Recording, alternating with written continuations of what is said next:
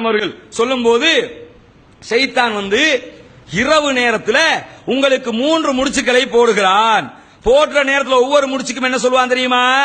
அலைக்க லைலுன் தவீல் ஃபர்குத் அப்படிமா. ஒவ்வொரு முடிச்ச போட்டுட்டு உனக்கு நிறைய நேரம் இருக்கு நல்லா தூங்குப்பான்றுவானா. ஒரு முடிச்ச 3 முடிச்சுக்கும் சொன்னதோட இவர் அடிச்சு போட்ட மாதிரி தூங்குவாரு. ரசூலுல்லாஹ் சொல்றாங்க, எவன் ஒருவன் சுபஹ் தொழுகைக்கு எழும்பி அல்லாஹ்வை அவன் நினைத்து விட்டால், ஞாபகம் ஊட்டி விட்டால், அவனுடைய முதலாவது முடிச்சு அவிழ்ந்து விடுகிறது. அவன் உது செய்து விட்டால் இரண்டாவது முடிச்சு அவிழ்கிறது. தொழுது விட்டால் மூணாவது முடிச்சு அவிழ்கிறது என்று சொல்லிட்டு, இப்படி யாரு எல்லாம் இப்படி செய்கிறார்களோ 3 முடிச்சும் அவிழ்க்கப்படுகிறதோ ஃபஸ்பஹ நஷீதன் தய்யிபன் நஃப்ஸி, அன்றைய தினம் அவன் உற்சாகம் உள்ளவனாகவும் உள்ளம் நல்ல சிறப்பான உள்ளம் உள்ளவனாகவும் எழும்புகிறான், கசடை இல்லாதவனாக எழும்புகிறான். எவனுக்கு இந்த 3 முடிச்சும் அவிழவில்லையோ, எவன் சுபஹ் தொழவில்லையோ, அவிழவில்லைன்னா என்ன அர்த்தம்? எவன் ஃபஜ்ர் தொழவில்லையோ, வைல்லா அஸ்பஹ ஹபீஸன் நஃப்ஸி கஸ்லானன், யார் இப்படி சுபஹ் தொழாம இருக்கானோ அவன் கசடை பிடித்த உள்ளத்தோடும் கெட்ட உள்ளத்தோடும் அதே மாதிரி சோம்பேறியாகவும் எழும்புகிறான். 2 விஷயம், கசடை பிடிச்ச உள்ளம், இன்னொன்று சோம்பேறித்தனத்தோடு எழும்புகிறான் என்று சொல்லி நபி பெருமானார் ஸல்லல்லாஹு அலைஹி வஸல்லம் அவங்க சொல்றாங்க. அப்ப இந்த ஹதீஸ்ல இருந்து எல்லாம் என்ன விளங்குது? ஃபஜ்ர் தொழுகைன்னா ஒரு முக்கியமான ஒரு தொழுகை. இந்த தொழுகையை நாம மிஸ் பண்ண கூடாதுங்கிறது இதுல எல்லாம் இதெல்லாம் புகாரில இருக்கக்கூடிய ஹதீஸ்கள். அதே போல இன்னொரு செய்தியில ரசூலுல்லாஹ் சொல்றாங்க, மன் ஸல்லல் பர்தைனி தஹலல் ஜன்னா, எவன் ஒருவன் 2 குளிர் நேர தொழுகைகளை தொழுகிறானோ தஹலல் ஜன்னா, அவன் சொர்க்கத்துக்குள் நுழைந்து விட்டான். அசர் தொழுகையும் ஃபஜ்ர் தொழுகையும் எவன் தொழுதானோ அவன் சொர்க்கத்துக்குள் நுழைந்து விட்டான். அப்படி தொழாதவங்க நரகம் செல்வார்கள். இன்னொரு ஹதீஸ்ல, முஸ்லிம்ல வரக்கூடிய ஒரு ஹதீஸ்ல, லையலிஜன் நார அஹதுன் ஸல்லா கப்ல துலுஇ ஷம்ஸி வ கப்ல குரூபிஹா, சூரியன் உதிப்பதற்கு முன்பதாகவும் சூரியன் மறைவதற்கு முன்பதாகவும் உள்ள தொழுகைகளை யார் தொழுகிறாரோ அவர் நரகத்துல தங்க மாட்டாரு. இஸ்லாம் என்ன சொல்லுது? நரகம் போகாம இருக்கணும்னா மத்த தொழுகைகள் எல்லாம் எப்படியாவது தொழுதுருவான்னு அர்த்தம். லுகர் தொழுதுருவான், மகரிப் இஷா தொழுதுருவான். இந்த அஸ்ஸரையும் ஃபஜ்ரையும் கணக்கெடுக்காம இருப்பாங்கிறதுக்கு தான் இவ்வளவு முக்கியத்துவம் கருதி இந்த 2 தொழுகைக்கும் இவ்வளவு இம்பார்ட்டன்டான தொழுகை. இந்த தொழுகையை விடுபவர்கள் நரகம் செல்வார்கள் என்று சொல்லி இஸ்லாம் சொல்கிறது. அதே போல இன்னொரு செய்தியில நபிகள் நாயகம் ஸல்லல்லாஹு அலைஹி வஸல்லம் அவங்க சொல்றாங்க, வமன் ஸல்ல சுபஹ ஃபீ ஜமாஅத்தின், எவன் சுபஹ் தொழுகை ஜமாத்தோடு தொழுகிறானோ, தனியா தொழுகிறது இல்ல, ஜமாத்தோட எவன் தொழுகிறானோ, ஃபகன்னமா ஸல்லல் லைல குல்லஹு, அவன் அன்றைய இரவு முழுவதும் நின்று வணங்கியவனை போல. இரவு முழுக்க தஹஜ்ஜுத் தொழுதிருக்க மாட்டாரு, வேற எந்த தொழுகையும் தொழுதிருக்க மாட்டாரு. ஆனா ஃபஜ்ர் தொழுகை ஜமாத்தோட தொழுதிருப்பாருன்னு வைங்க, அது ஃபர்லு, மத்தெல்லாம் சுன்னத்து. இப்படி எவன் ஃபஜ்ர் தொழுகை ஜமாத்தோடு தொழுகிறானோ அவன் அன்றைய இரவு முழுவதும் நின்று வணங்கியவனை போல ஆவான் என்று சொல்லி நபி பெருமானார் ஸல்லல்லாஹு அலைஹி வஸல்லம் அவர்கள் சொல்லக்கூடிய செய்தி முஸ்லிம்லே பதிவு செய்யப்பட்டிருக்கிறது.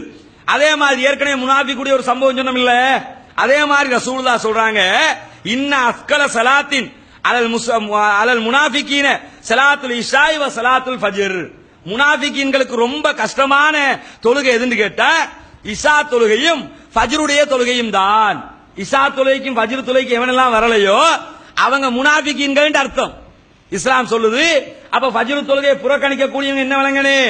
இன்னைக்கு ஃபஜ்ர் தொழுகை போகல, நாம இன்னைக்கு நிஃபாக்குடைய தன்மை நமக்குள்ள வந்துருச்சு, முனாஃபிகா போயிருக்கிறோம், நாளைக்கு மிஸ் பண்ண கூடாது. இந்த தொழுகை விஷயத்துல இவ்வளவு தகவல்கள் வேறு எந்த தொழுகைக்கு வந்த மாதிரி தெரியல.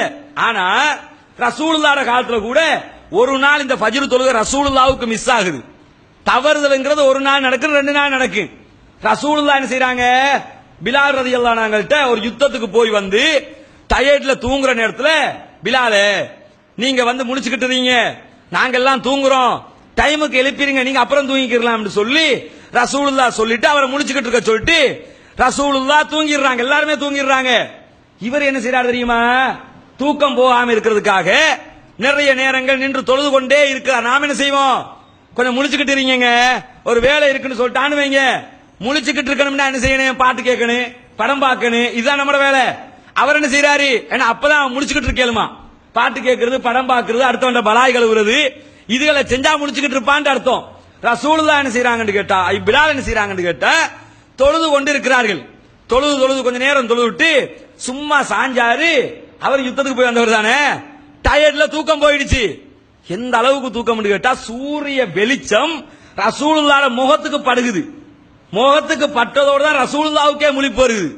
அப்பதான் எழும்பி, பிலாலே என்னப்பா ஆச்சு, உங்க காவலுக்கு வச்சா நீங்களும் சேர்ந்து தூங்கிட்டீங்களா, எழும்புங்க என்று சொல்லிட்டு அந்த இடத்தை விட்டு எழுப்பி எடுத்துட்டு போய் இன்னும் கொஞ்சம் தூரம் போனதுக்கு பிறகு இப்ப நில்லுங்க எல்லாரும் ஒது செய்யுங்க சுபஹ் தொழுங்கன்னு சொல்லி அப்ப ரசூலுல்லாஹ் என்ன செய்றாங்க, சுபஹ் தொழுகையை தொழுகிறார்கள். இந்த செய்தி புகாரி முஸ்லிமிலே பதிவு செய்யப்பட்டிருக்கிறது. அப்ப இதுல இருந்து என்ன விளங்குது, ரசூலுல்லாஹ்வுடைய வாழ்க்கையில எவ்வளவு காலம் தொழுதிருக்கிறாங்க. ஒரே ஒரு நாள் யுத்தத்திற்கு போய் வந்த அந்த டயர்டால ரசூலுல்லாஹ்வுக்கு தவறுதலாக விடப்படுகிறது. அப்பதான் எழுப்பி என்ன செய்றாங்க, எலும்பினதோடு தொழுகிறாங்க.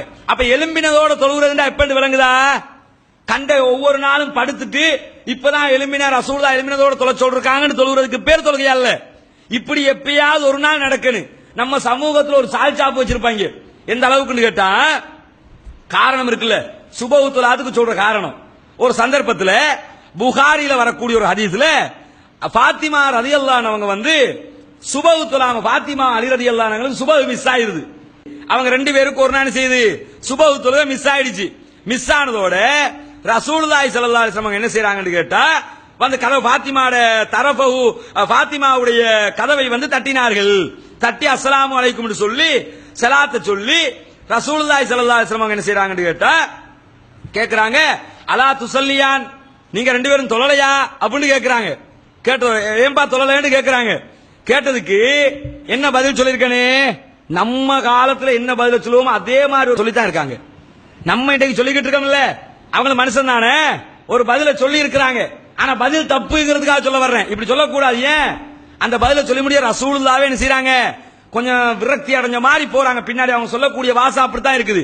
யார சொல்லலாம், அவர் கேட்கிறார், யார சொல்லலாம், தூக்கத்தை தர்றது யாரு, முழிப்ப தர்றது நம்ம உசுறு யார கையில இருக்குது, கையில தானே இருக்கு. அல்லாஹ் முழிப்ப தந்திருந்தா முழிச்சு தொழுதுக்க போறோம், அல்லாஹ் தூக்கத்தை தந்து தான் தூங்கிட்டோம். அவங்க என்ன சொல்றாங்க, நாங்க வந்து அல்லாஹ் முழிப்ப தந்திருந்தா முடிச்சிருப்போம், அல்லாஹ் தூக்கத்தை தந்தா தூங்கிட்டோம் அப்படின்ட்டாங்க. சொன்னதோட ரசூலுல்லாஹ் அப்படி கோவப்பட்டு போறவங்க தொடையில தட்டிக்கிட்டே போறாங்க.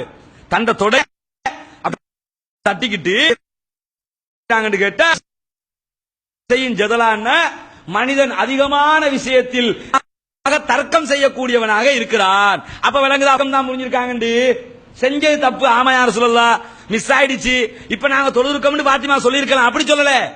அவங்க சொன்ன பதில் வந்து தப்புங்கிறதுனால தான் ரசூலுல்லாஹ் இதுக்கு வேற பதில் சொல்ல அப்படி ஒரு மாதிரி விரக்தி அடைஞ்சுக்கிட்டு போற நேரத்துல தொடையில தட்டிக்கிட்டே போறாங்க. போய் சொல்றாங்க, வகானல் இன்சானு அக்ஸர செய்யும் ஜதலா, மனிதன் வந்து அதிகமான விஷயங்கள்ல வந்து தர்க்கம் செய்யக்கூடியவனா இருக்கிறான். எதுக்காவது பதில் வச்சிருக்கானா இல்லையா, நான் தொலாட்டி ஏண்ட கபருக்கு நான் பாத்துக்கிறேன், பதில் பெரிய இன்டெலிஜென்டா பேசுறேன்னு நினைப்பு. இப்படி பேசிட்டா அறிவாளி பேசுறாருன்னு நினைப்பான். என்ன அறிவாளி, ஏண்ட கபருக்கு நான் பாத்துக்கிறேன், நீங்க சொல்றதுக்கு யாரு, நான் சுபஹ் தொலாட்டி அல்லாஹ் என்ன எடுத்தானே கேட்க போறான். பொண்டாட்டி சொன்னா புருஷன் பேசுற பேச்சு மனைவிட்ட என்ன, நான் தொலாட்டி என்ன தானடி அல்லாஹ் கேட்பான், உங்ககிட்டயா கேட்பான். மனைவி புருஷனுக்கு சொல்றது, நான் தொலாட்டி எனக்கு தானே கேட்பான், உங்ககிட்டயா கேட்பான். மனைவி தொலாட்டி புருஷன் கேட்பான், புருஷன் தொலாட்டி மனைவிட்ட கேட்பான். ஏன், அவங்க அன்புசக்கும் அகலிக்கும் நாரா, உங்களையும் உங்க குடும்பத்தையும் நரகத்தை விட்டு பாதுகாத்துக்கிறேன்னு நீ சொல்லலையா, நீ தடுக்கலையான்னு எல்லாம் கேட்பானா இல்லையா. இப்படி பேசுறாக்க நினைக்க, அறிவாளித்தனமா பேசுறோம் நினைக்க கூடாது. ஒன்னா நம்பர் முட்டாப்பாயில்னு விளங்கிக்கிறேன். தொழாம வேற விட்டுட்டு இப்படி எல்லாம் பேசலாமா. அப்ப இந்த ஃபஜ்ருடைய தொழுகைங்கிறது இவ்வளவு இம்பார்ட்டன்ட் முக்கியமான ஒரு தொழுகை. நபிகள் நாயகம் சொல்றாங்க, யாரெல்லாம் ஜமாத்து தொழுகைக்கு வரலையோ அவங்களுக்கு வந்து என்ன தண்டனை கொடுக்க விரும்புறேன் தெரியுமா, இமாமத்துக்கு வேறொருத்தரை நான் நியமிச்சுட்டு நீங்க தொழுகை நடத்துங்கன்னு சொல்லிட்டு அவங்களோட வீடுகளை எல்லாம் போய் தீ வச்சு எரிக்கிறதுக்கு விரும்புறேன் அப்படிங்கிறாங்க. யார, ரசூலுல்லாஹ் சட்டப்படி அப்படி எரிக்கிறதா மாளிகாவத்துல முக்காவாசி வீடு அழிஞ்சு போயிடும். ஸ்ரீலங்கால முஸ்லீம்கள் எத்தனையோ வீடு அழிஞ்சு போயிருங்க. எத்தனை பேர் ஃபஜ்ர் தொழுகைக்கு வர்றாங்களா. அப்ப ஃபஜ்ர் தொழுகைக்கு ஜமாத் தொழுகைக்கு வராதாக்கள் வீட்டெல்லாம் எரிச்சிரும்னு முடிவெடுத்தா நான் என்ன ஆகும் விளங்க. அப்ப கணக்கு போட்டு பாருங்க, அப்ப எத்தனை வீடு எரியும், எவ்வளவு சொத்துக்கள் இருந்து போகும்.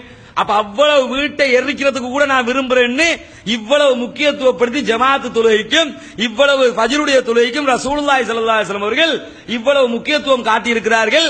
இந்த தொழுகை என்ன விளங்கிற கூடாது, ஆம்பளைகளுக்கு மட்டும் விளங்கிற கூடாது, பொம்பளைகளுக்கு சேர்த்துள்ளதுதான். ஃபஜ்ர் தொழுகை ஆம்பளைக்கு மட்டுமா? பொம்பளைக்கு தானே. புருஷன் எழும்பிட்டு வந்துருவார் தொழுகிறதுக்கு. வீட்டுல போய் பார்த்தா பொண்டாட்டி நிம்மதியா தூங்கிக்கிட்டு இருப்பா. அவ பொண்டாட்டியா? அவர் மனைவி அப்படி தூங்குறவ.